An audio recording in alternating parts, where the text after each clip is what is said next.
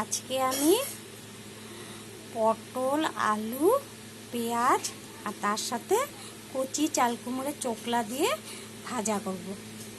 সোমবারে দিয়ে দিলাম কালো জিরা,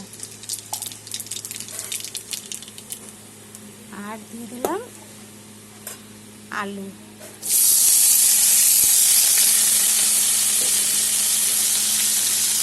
আর দেব পটল, দিয়ে দিলাম পটল,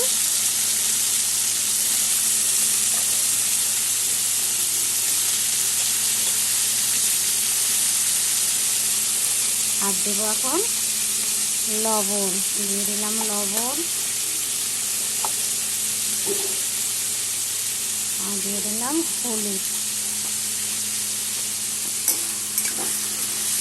এগুলো একটু মজে আসলে তারপরে আমি কচি চাল কুমড়োর চোকলাটা একটু ভাপিয়ে নিয়েছি, ওটা দিয়ে দেবো।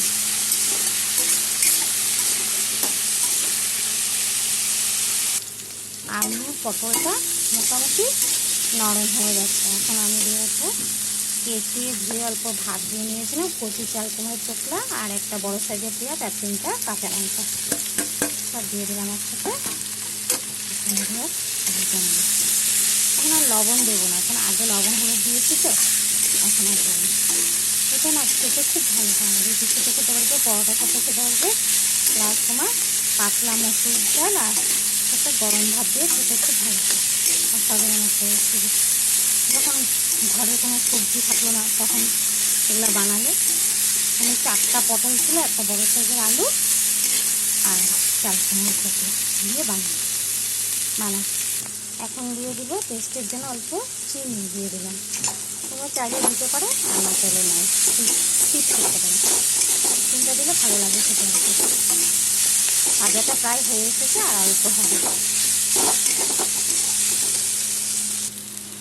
ভাজাটা আমার হয়ে গেছে। তোমরা এরকম করে বানিয়ে খাবে, খেয়ে বলবে কেমন হয়েছে। লাইক কমেন্ট শেয়ার করবে, হ্যাঁ, আর সাবস্ক্রাইব করে পাশে থাকবে। Thank you.